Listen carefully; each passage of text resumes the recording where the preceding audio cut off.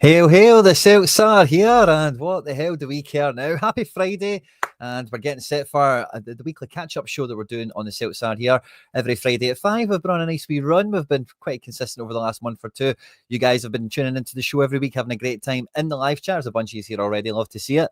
And after we've been live as well, catching and picking up with it over the weekend, because on this show, we normally try and cast our eye back on everything that's kind of happened this week as we get set for the weekend. Where we're live last night for a wee bit of CSC action. Me and McBride Ace were looking ahead to the Aberdeen match, doing the preview, the projections, and all that good stuff for it. So if you missed that, feel free to check that out.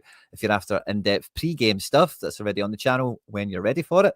But today is much more of a Friday vibe, and have a look back at everything that we've had. And certainly over the last, I don't know, I'm going to say 4 hours or something, there's actually been a lot of things that have happened, a few different twists and turns, and I'm looking forward to getting stuck into, at the very least, maybe a few other bits and bobs. We've had the comments from Go Ahead Eagles come out today. Obviously, that's quite a close one to home here, with Oliver Antman being a player that we kind of hotly tipped on this channel for us to be going after.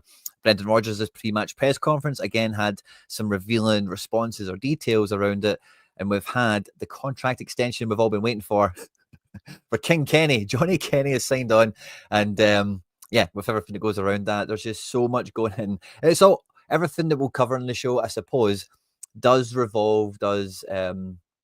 orbit the transfer department, the transfer business, doesn't it? And we say the transfer department because Brendan's quite clear, and this is something, again, I think I said this recently, so sorry for sounding like a broken record, but the very first press conference Brendan Rodgers did on this stint at Celtic, Celts are here, we were there. The question we asked him was, why did you come back? And what was the presentation they showed you? What convinced you to get off your lounger in Mallorca and come back to Glasgow for another shot at legendary status, essentially? And his answer was the transfer department that Celtic now have, and everything that we did with the Japanese market, and we're going to go and get players, he's going to coach them.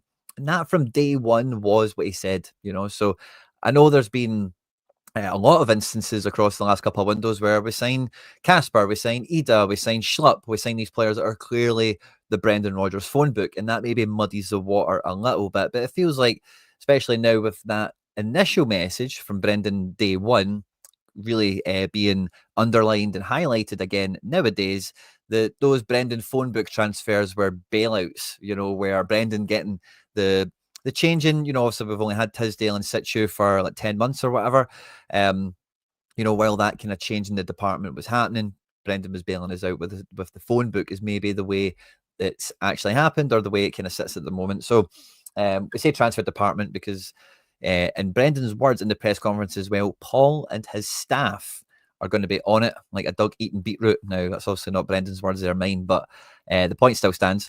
Now, we will have a little change of software over the next week or two. We've got some new stuff up and running in the background, and once I've got up to speed with using it and all the little toys or whatever, the graphical content on the channel should be getting a nice little level up, and that's a huge part of the reason we're able to do that is down to the support on the channel. If you're watching this live or after we've been live, thank you very much for tuning in. If you haven't done so already, please subscribe, hit the like button, get involved in the comment section or the live chat.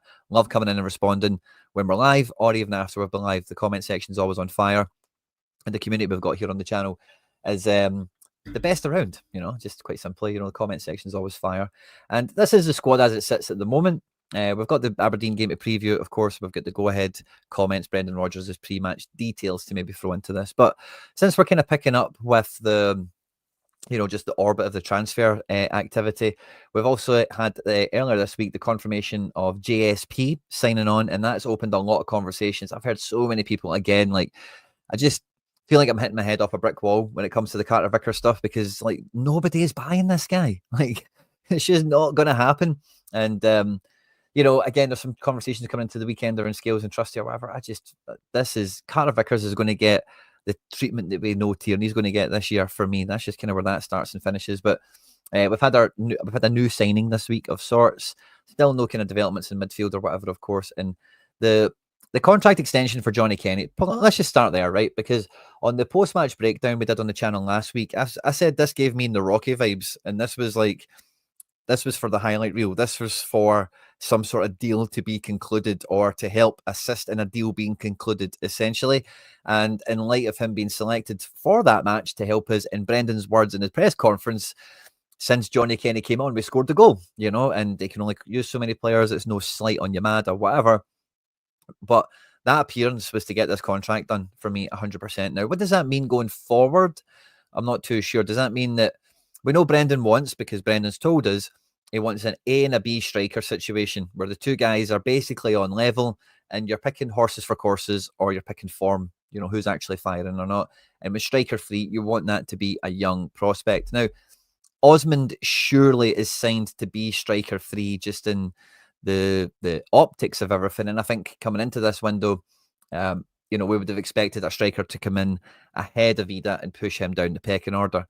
With Kenny's contract extension coming in, with him being selected against St Mirren, and the way Brendan was rather coy on, so what does this mean for Kenny? Does this mean he's in the squad? Is he going to go out on loan?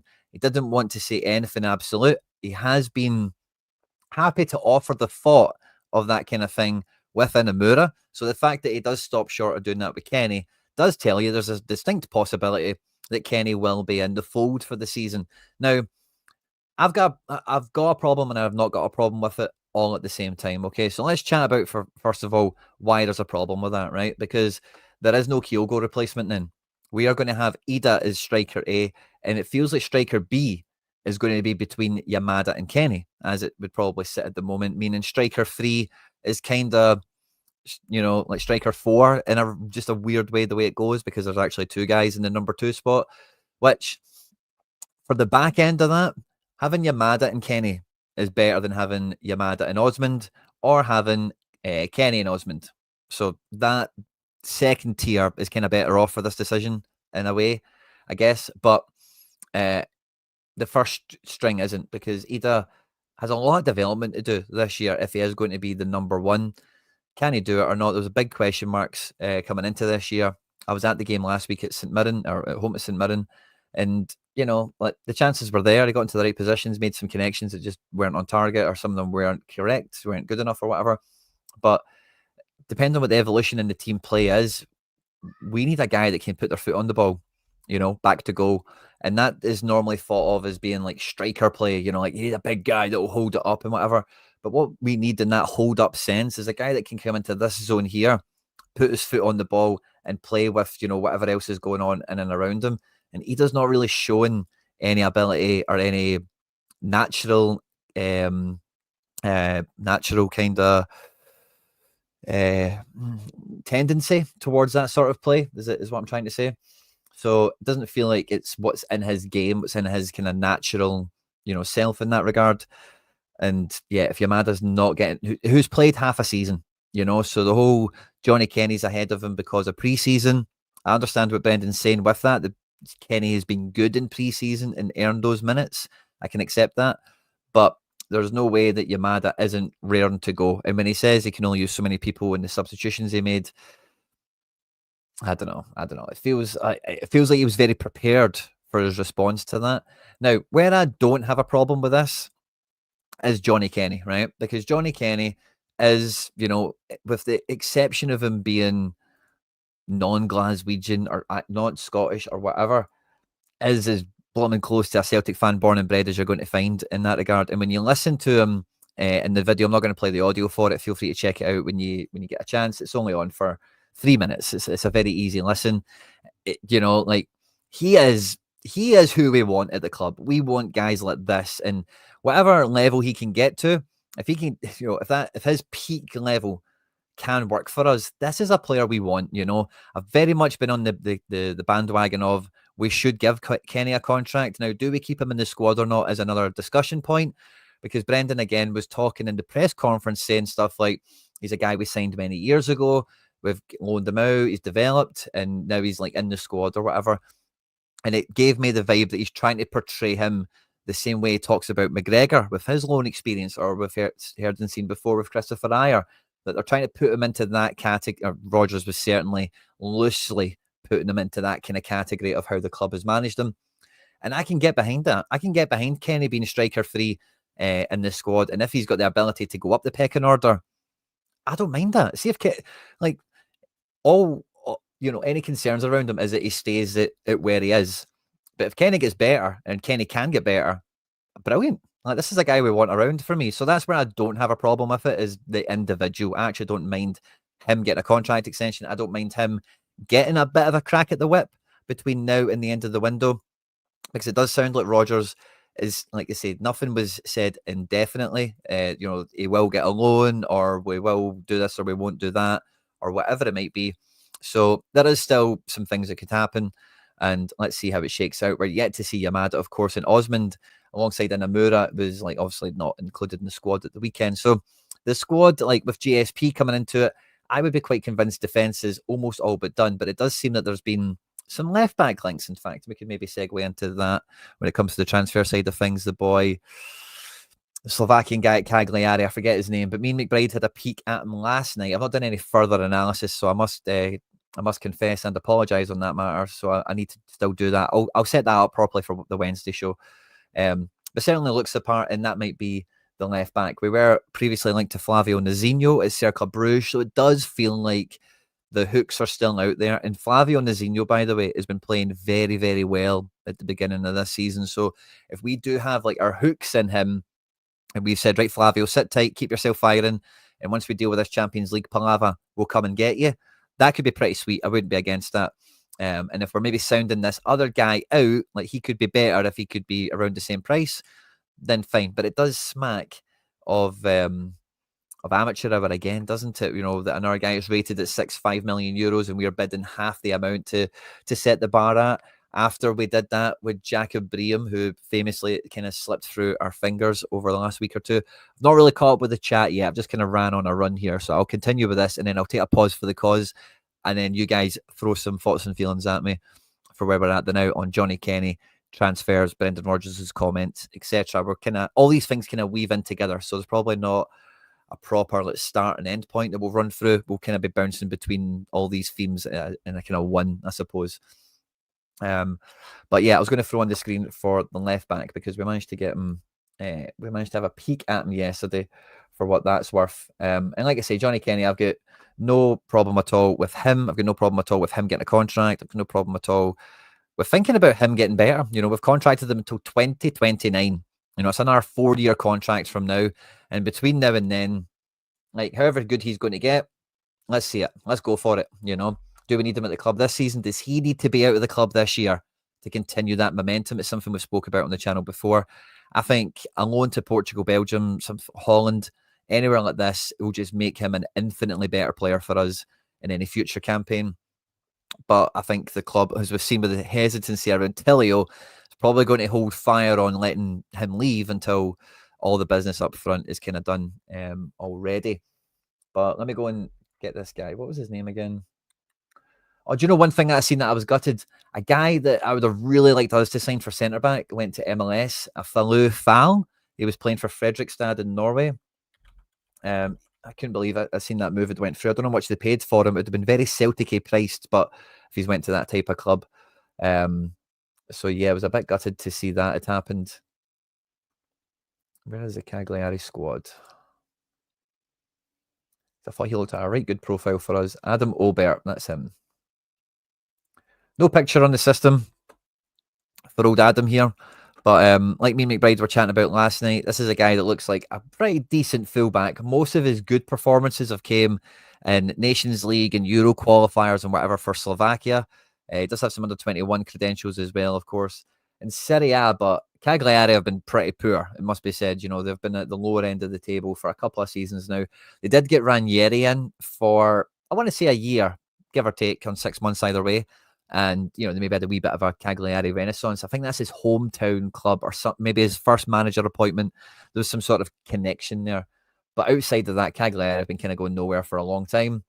And, so there's not too much mad meat on the bones here. This is against Frosinone. Is that like Serie B, maybe? Parma? Pisa? Yeah, this is Serie B, I think. I don't think Pisa have been Serie A for a while. So yeah, this is Serie B. He's been with Cagliari for a fair while, played Serie B, played Serie A, never nailed in the first team. This really just, when I seen this link, I don't doubt it's genuine, but this is a guy that plays for Slovakia. It's a guy that has under-21 credentials, that also plays in a Big Five league. This is just, it feels like lazy Celtic, who plays internationals but isn't at a big team. This is one of the guys. Oh, he's 22 as well. Fantastic. He's got the age profile. He's got his contract up in 12 months. I'm pretty sure people were reporting. Feels very basic Celtic transfer link, transfer rumour. I like the look of Nazinho a lot more. This guy certainly does seem to have a lot going for him. Don't get me wrong, but yeah, another one where we've went for the old "you want 6 house free," approach. But yeah, we've got the chat square on screen, so you guys will be able to keep up with that as well. But now's the time, guys. Throw thoughts and feelings at me. Johnny Kenny, the striker situation, the transfer department. How are we thinking? How are we feeling? Are we going to... All you guys are shouting at me, where's the wingers, right? But it's still kind of job half done when it comes to strikers, doesn't it? And Brendan's comments were to the tune of, like, there was a lot of... I think somebody had kind of clipped it and put it out online where he says, like, I genuinely don't know where we are. And somebody was like, oh, well, if he doesn't know where we are, then we're all screwed.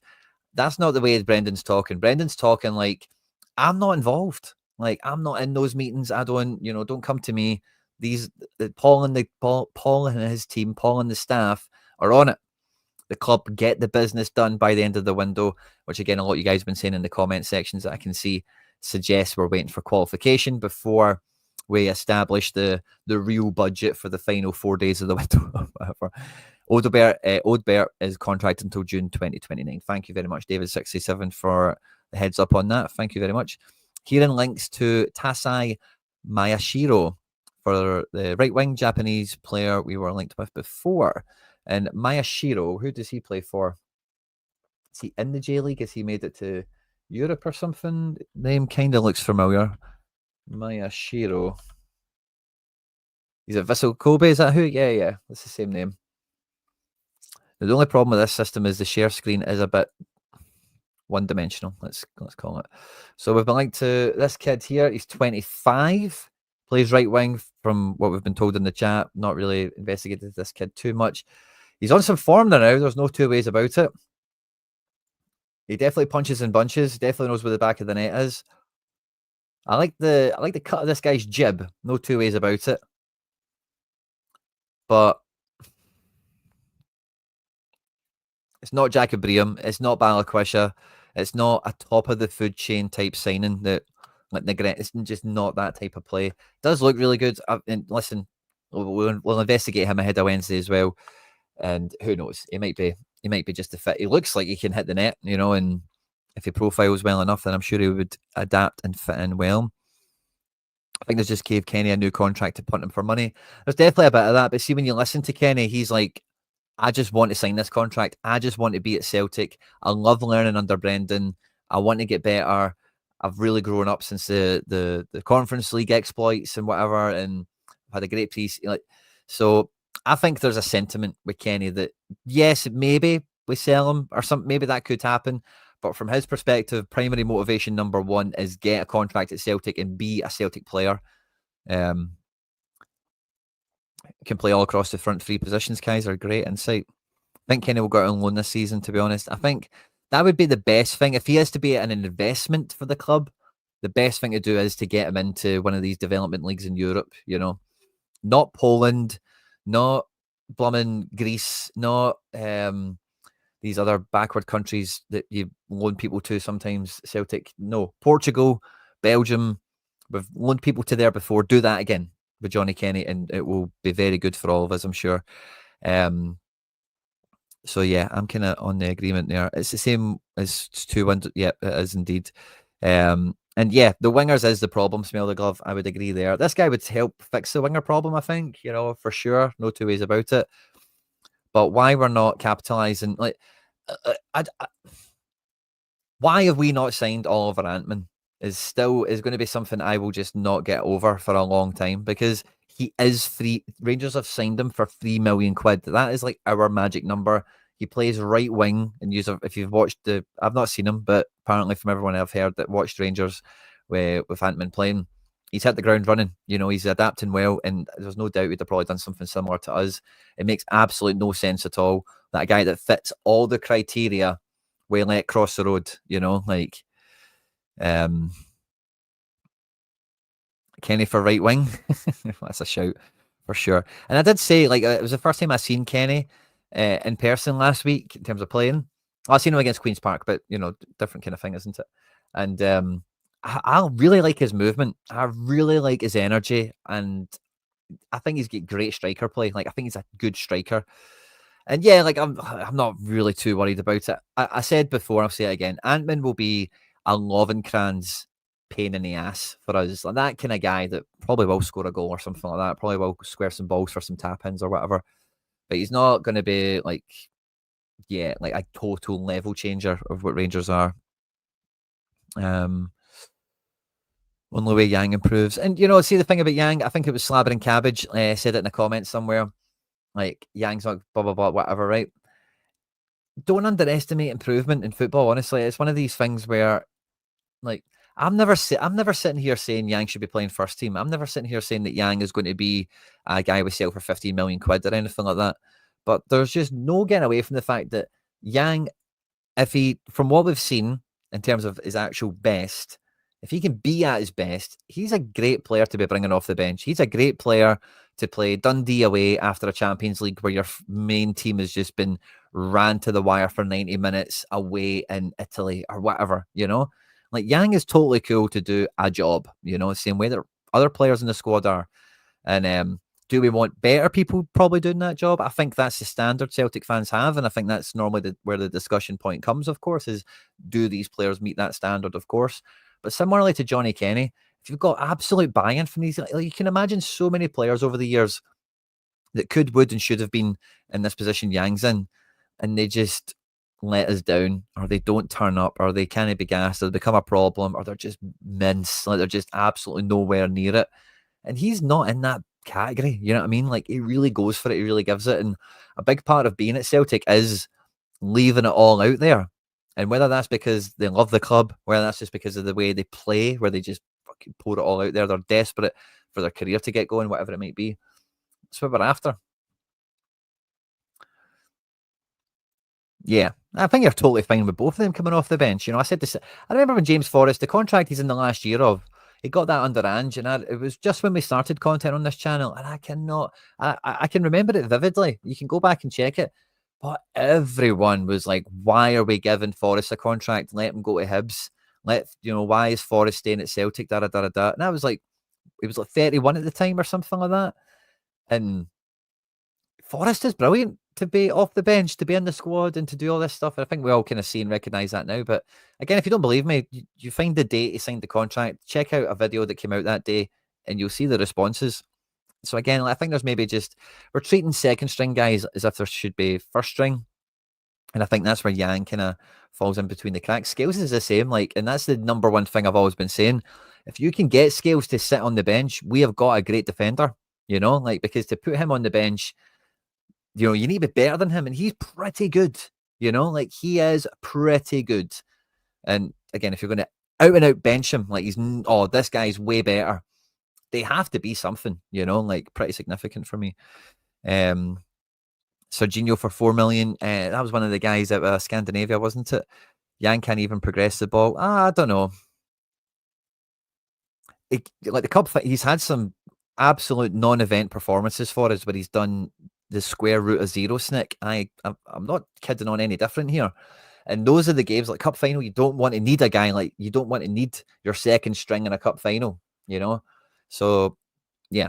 And Kieran, hail to the hail for that one, by the way. Let's all say our prayers on that note.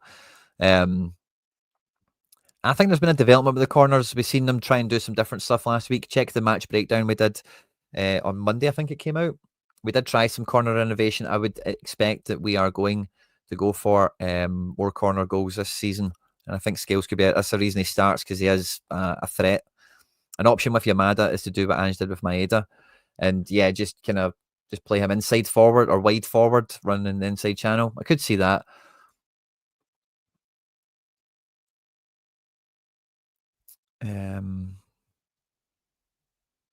Sadly not, love it. Sadly not. I've still not heard back from them. Maybe I'll double check the spam folder in the emails to see if they've seen the video and sent one of those, sorry, but we've moved on with our candidates' responses. Maybe I've got one of them in the post that I've not picked up yet. But full of ordinary players, the quality we sold in the last 2 seasons is unreal. Yeah, and I just don't get the Antman thing. How do we, we're in discussion with Go Ahead Eagles for Brahim. At the exact same time, Rangers do that deal. He is at the price we want to pay. He is the position we need in the team. And it's just absolutely, I'm speechless thinking about how we weren't even in the conversation for it. We didn't try and big man them out of it, or we boy them out of it. Hail, hail 420 and the rest of the gang. Good to see you all. We're almost at the first magic number is 67. Once we've got 67 likes on the stream, we know we're going to be in for a good weekend then, guys. If we get to 88, it's going to be a fantastic weekend. And if we can sail off into the sunset, smashing out 200-300 likes, we're going to smash Aberdeen this game week. That's just the way it goes. As you guys know, Brendan Rodgers is a massive supporter on the channel. And you know, Brendan Rodgers, he loves the content here. He subscribes. He likes all the videos. He always gets involved, right? But I did feel there was a little veiled message to the channel here in his press conference. And I forget what it was over. Was it Johnny Kenny or was it over somebody where he said, oh, Callum McGregor, right? Because as you guys know, like, I love McGregor. McGregor's one of my favourite players, one of my favourite Celtic players, period, right? And he was giving him all the praise he deserves on it and highlighting all of his strengths. Obviously, in this channel, we do all, you know, we're not blinded. We're not fanboying over him too much where we don't say that he's perfect, you know, he does everything amazing or whatever. But he did say he's maybe underappreciated. And I thought, yeah, Brendan, I hear you loud and clear. But nah, we love McGregor. No one takes him for granted. No one underrates him at all. McGinn to Everton. Yeah, I think so too. I don't see him leaving Aston Villa, to be honest with you. I think if he leaves Aston Villa, he's coming to Celtic. Yeah.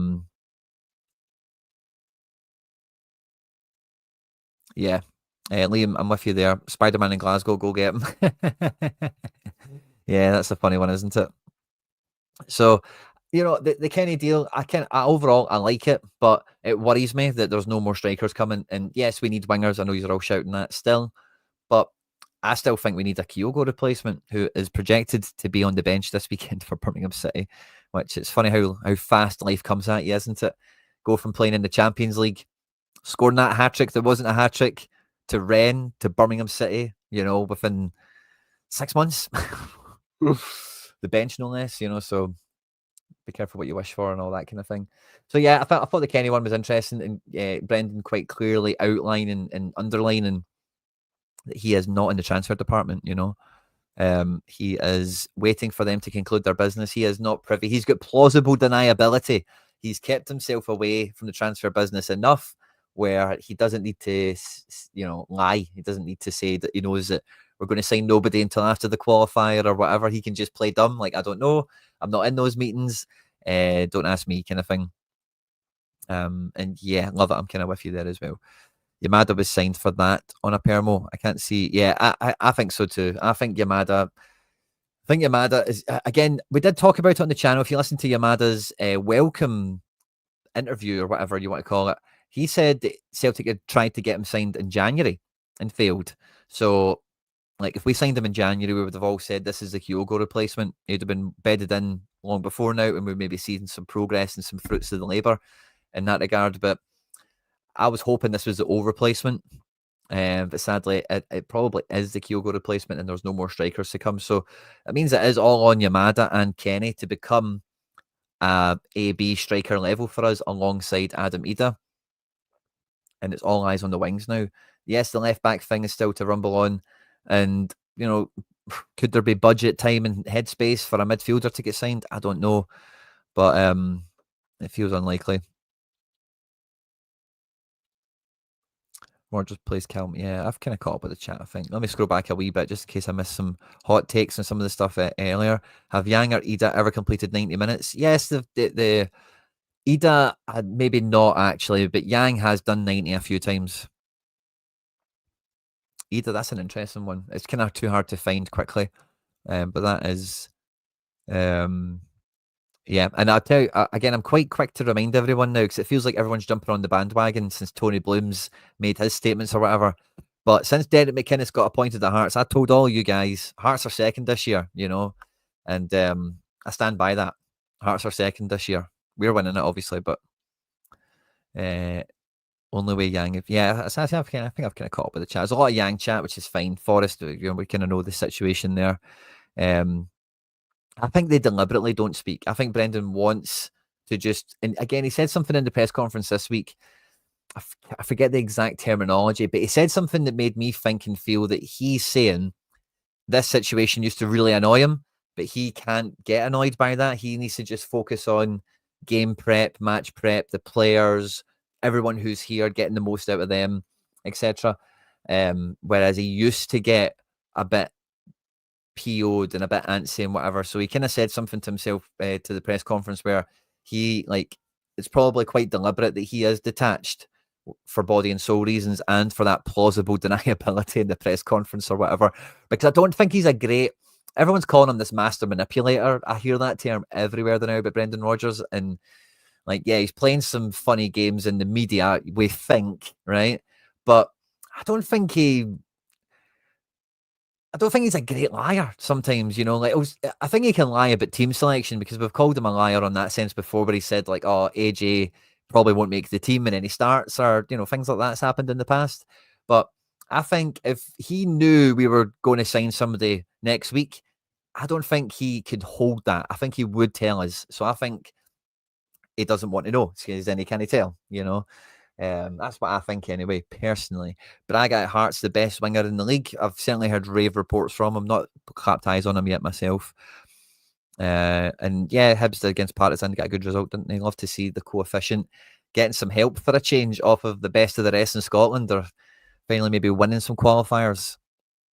Brendan isn't subtle enough to be a master manipulator, Matt Harkins.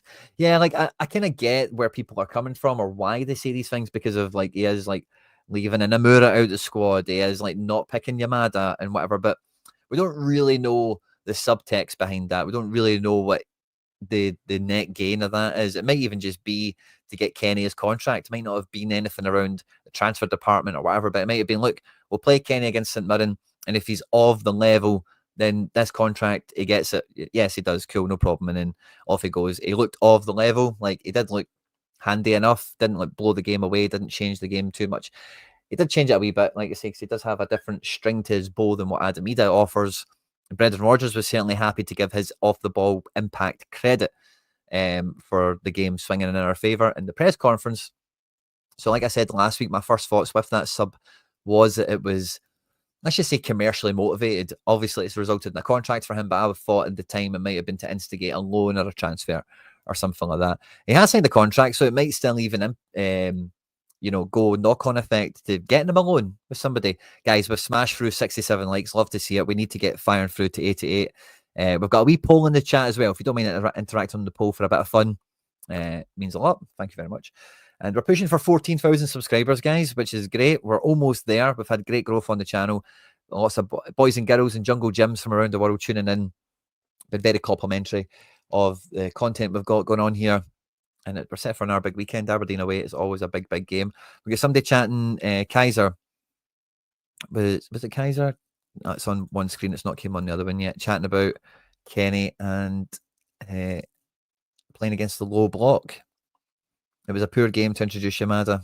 Yeah, well, I'm not expecting Yamada to be too different to Johnny Kenny. Like, I'm expecting Yamada, like, from all the profiling that we've seen, and we heard from Alan, who's a real J-League expert, like a proper expert, that Yamada's much more of a centre forward. He can take the ball into feet, he can press the defence or whatever, but he's not this kind of widey. And I know that's been floated already, but Alan was quite confident that he's not in the style of like these other players. He's much more of this, and even to the extent where you could even see him doing that false nine role where he could just drop into these little pockets and be on the ball. And I think that's kind of what Kenny tries to give the team. So I don't know if the game situation wasn't favourable to Yamada, but Brendan chose Kenny was the thing. He didn't. Brendan could have said that. Could have said, "Oh, for the match, I preferred Kenny." You know, he could have said anything really, but he chose to go, scored a few headers. Yeah, he's a proper, like, he's more of a striker, you know, like by trade. Kyogo, as we know, was that kind of wide player. Dyson, as we know, they're both kind of, they can play in different positions across the front three, whereas this guy is a bit more thoroughbred striker, you know, like, I play striker, you know, like in this area of the pitch, you want me to be on the ball, pass to someone and run and get on the end of a cross, or you want me to harry the defence and be there in the right place for a tap in, that kind of vibe. We can and should loan Kenny and Osmond. I think between the two of them, one of them stays as striker free. Rogers has said he wants striker free to be a young prospect he can bring through. I think Kenny being that is great. I think he's really high level for that position. It does maybe stifle him a little bit, which is why I would also like to see him get out on loan. If you are going to look after the player as an asset, keeping him at the club this season, I think, would be counterproductive. Could you do something similar to what we did with him last year, where you loan him out until January?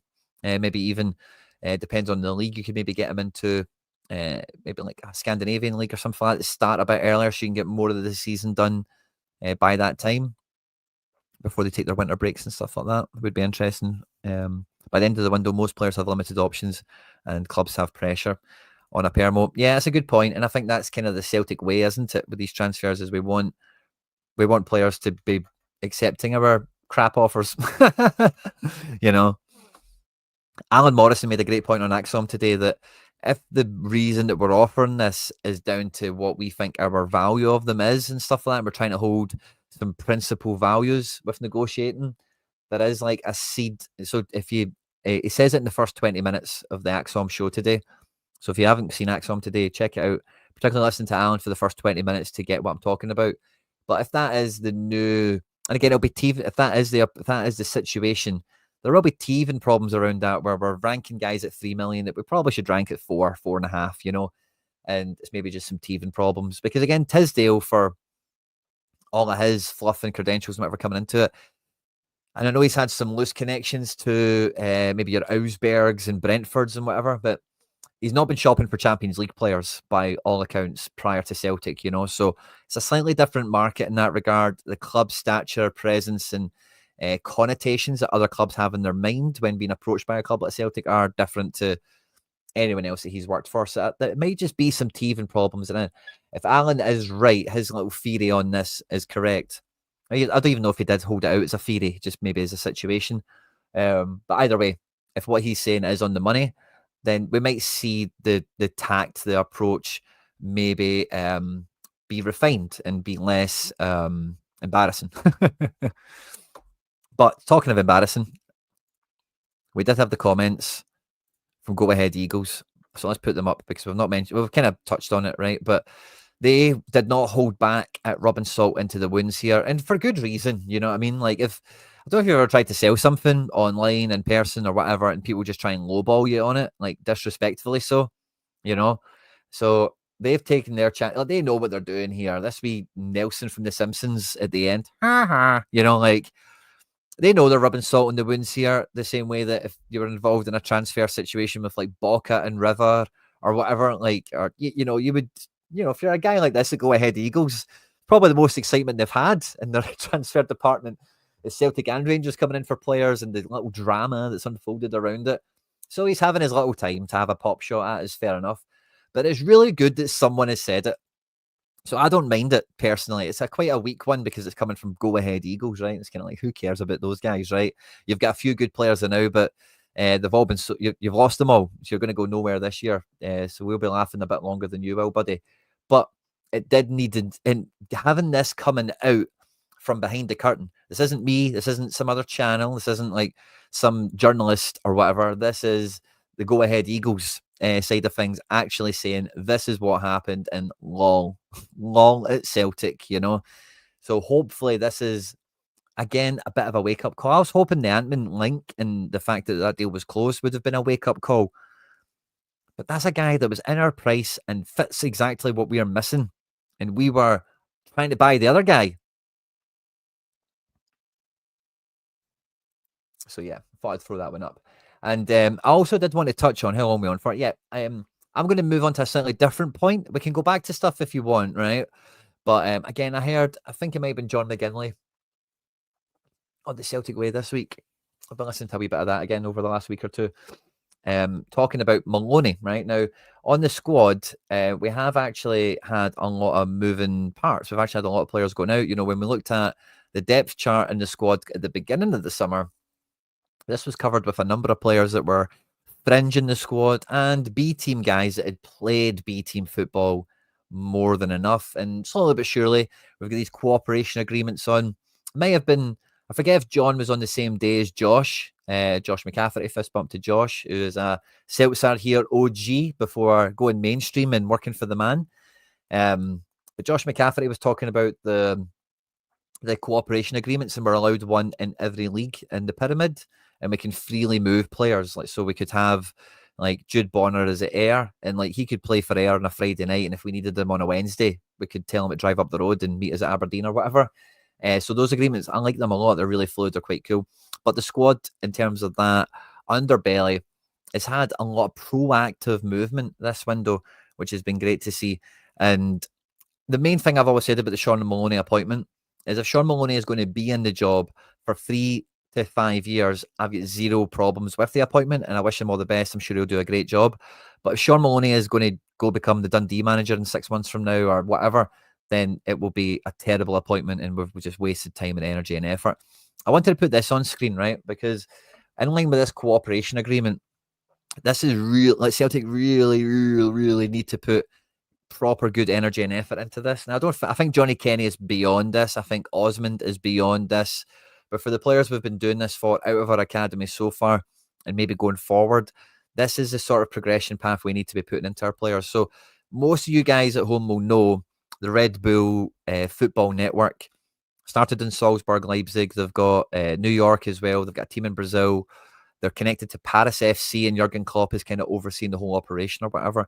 But a kind of lesser known fact about the Red Bull network is that they actually have another team in Austria called Liefering, and they are in the second tier of the Austrian league, similar to Admira Wacker, where we've got an agreement, right? And that Liefering get a lot of the players for a year or two when they're rather young, I'd say 17 to 19, that Salzburg think this guy is going to go and play for us in a year or two. And, look at this for absolute club progression. Benjamin Sesko on his way to Man United or Newcastle or whatever for the thick end of a king's ransom. At 22 years of age, he is right now. He played 44 games for Liefering, 22 goals, 6 assists. He played just about 80 games for Salzburg, 29 goals, 11 assists. And then for Salzburg, played about 80, 90 games, goals and assists galore. This is optimizing. I referred to Johnny Kenny earlier as an asset. This is optimizing your asset to the nth degree. Plenty of minutes, controlled kind of pathway, up in the level, up in the ante to get them ready for the level you believe they can get to or the level you want them to get to. So if we have got this cooperation agreement, League Two, League One, Championship, we've obviously got an Admira Wacker connection. We've definitely loaned enough players into Ireland often enough to think that, we could maybe do that if that was in the skeleton somewhere. But this is what we want to see now, is we want to see more players. Like the B team players got a bit old. The B team now feels like the average age, Josh said, it's like much closer to that 19, 18 kind of age range. And if that's what the B team is at, can we maybe drop that a little bit more? And then those guys we're putting into League Two teams, League One, Championship, and we're trying to feed them up the leagues so they can come into the Celtic team to be striker 3, midfield 6, backup left back, 5th choice centre back. These are the spots that first of all they need to be able to get to the level to. And obviously we really hope we win a watch and you actually develop someone to be proper world-class talent. So I seen this today and I thought I would just kind of further highlight this, that with these agreements getting done, this could be seismic for bringing through players, like really on top of the battlefield, like the end, all the facilities we've got getting built.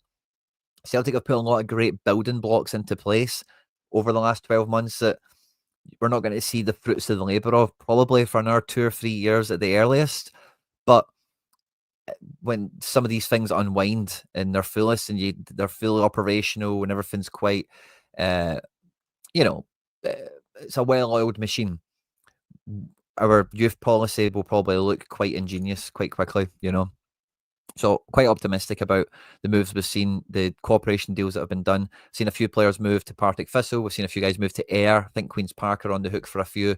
And by all accounts, if we do have teams in the different leagues where we can have that freedom of movement with players with, it'll be interesting to see what other ones we strike up and what players kind of go to those different levels, So feels like it's an economic approach. We're putting more stuff into homegrown players. We want to produce these players rather than buy them. You can feel that from the club, certainly.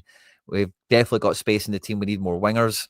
And yeah, I think with today, the signing of Johnny Kenny, we are almost certainly not buying any more strikers for the upcoming season, unless I think if we get into the Champions League, I think this is probably the last kind of point or whatever to kind of hang about on, unless you guys want to throw something at me that keeps me talking. But if we or when we qualify for the Champions League, I've got to imagine Brendan's got 30 million quid.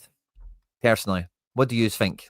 That's a good thing to do, right? Let's do a poll for that for the final like 10-15 minutes today. UCL budget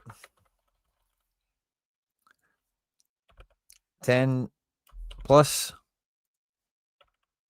20 plus, 30 plus.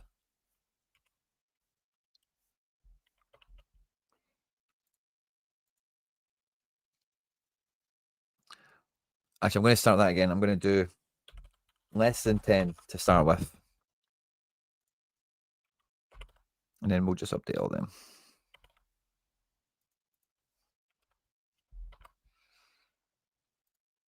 Vote in the chat, guys, if you're live with us now. What do you think the budget will be when we qualify for the Champions League? I personally think it has to be 30 million. We've sold Kuhn, we've got Frimpong money, we're back in the Champions League again. We made a boatload of money last time. We spent basically 30 million on Engels, Trusty, and Ida, and surely Brendan's got an agreement for this contract that he's currently on. The investment would be concurrent year on year. You know, like it would be a similar kind of scale as long as they're hitting and achieving targets. We got to 10 Champions League games last year. We've never had 10 Champions League games, you know, in the current guise of European football ever. So you've got to think that's, wow, the majority of the poll says less than 10. Oh, Jesus. Get the votes in. The majority of yous already. And maybe that'll get swum out once some more votes come in. But in the first 20, 30 votes, the majority of yous think less than 10 million will be spent after we qualify for the Champions League. I'm not saying the guys we've spent money on already even count, by the way, because they've been basically nothing, you know. But the majority of yous think it'll be less than 10. Wow. I thought the majority would be 10 plus, you know, that 10 to 20 range. I think the 20 plus range is probably the realistic best case scenario, but we all know it should be 30.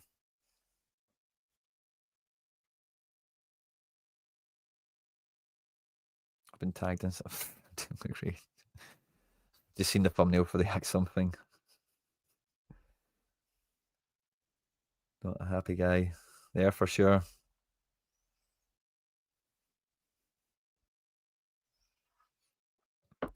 Oy, oy. One winger at 6 mil. No chance 10 plus, says Ouija.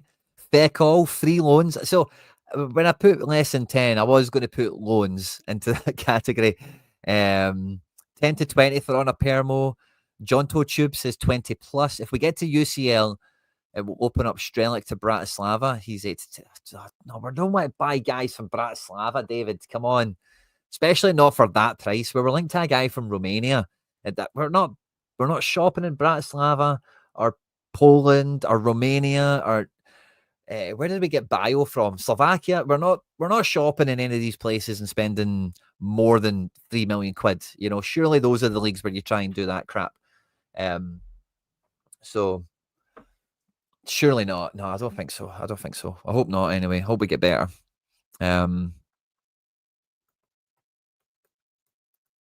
We only spent 3 to 4 million on 7 new signings. No way Red Rodgers gets the 30 million.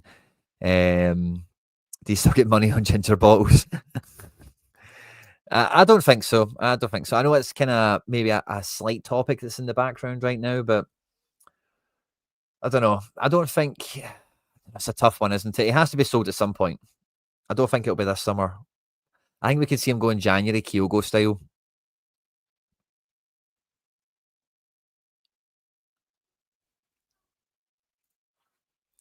Spend 10 million on the stadium.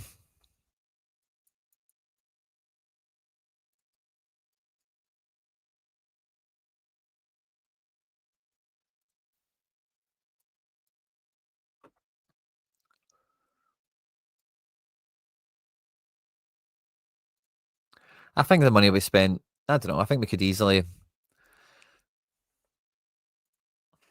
I'm going to say it, man. If Celtic spend 30 to 40 million, there's no reason to think we couldn't do quarters. Last 16 quarterfinals, 12 games. We could get to 12 games. That's probably the way of thinking about it. Or 10 if we finished remarkably in the top end of the group or whatever. But I think if we spend the money, like the gain is there to be gotten. Like, and if we get another 2 matches on what we got last year, like profile of the club transforms, the value of our players increases, the money we earn goes up. I know the risk aversion is there, don't get me wrong, but I think there's more than enough meat on the bones to suggest that spending the money will come back, in kind if it's done correctly. We'll be buying players on Klarna. Love that.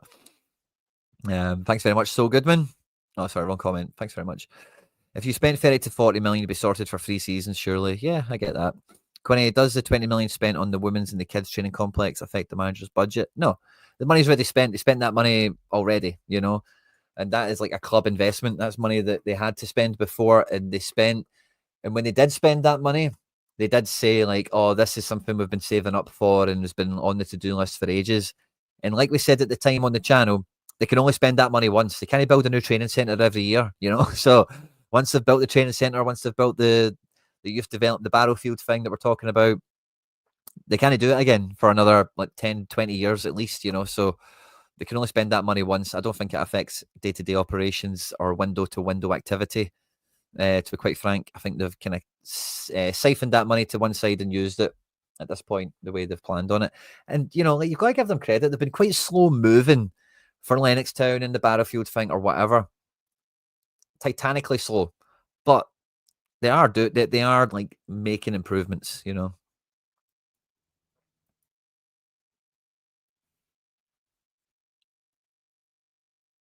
don't see a big signing. I think it's partly, I think the reason we're lowballing is because Brendan's been told, like, you're not spending anything over click until that's decided. So I think it's quite simply like we're on an allowance, we're on pocket money now, like you've only got the Frimpong money to play with or something, and if you want the actual budget, get through the qualifier, then phone us up. If it's Europa League, it'll be 10 million. If it's Champions League, it'll be 30. That's what I'm imagining the situation is, give or take. The Q inside will want to go. I don't know what Q means, Paul, on that.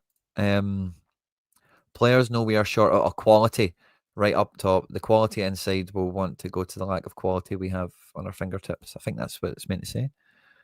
No, I don't think so, John. I think he has deliberately got space between him and these departments.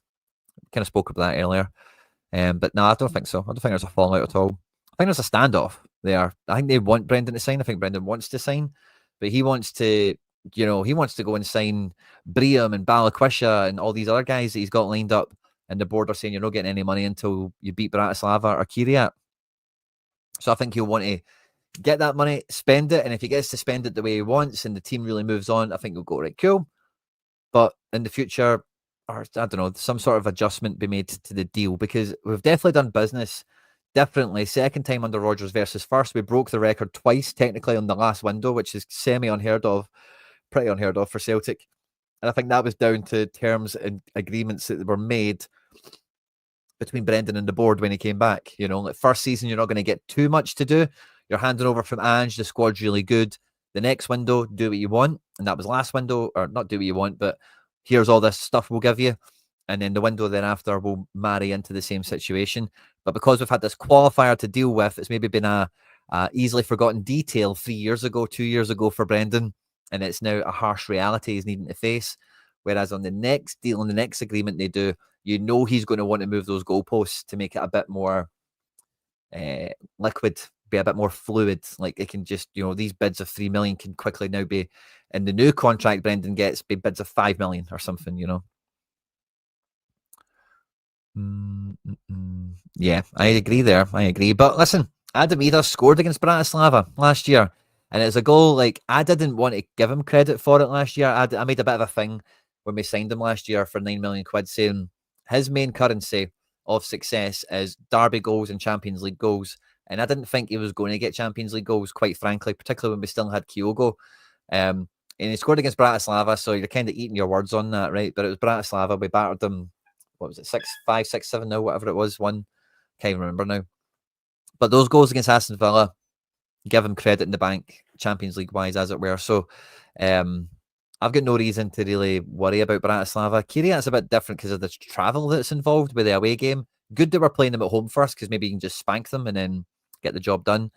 But like Ida, like this is what he's been bought for. You know, he should be able to put either one of these teams away.